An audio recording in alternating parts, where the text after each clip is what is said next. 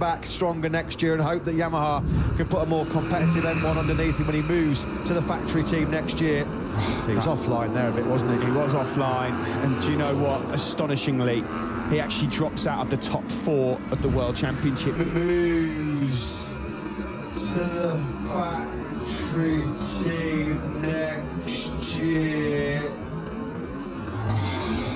He was offline there a bit, wasn't he? He was offline. And you know what? Astonishingly,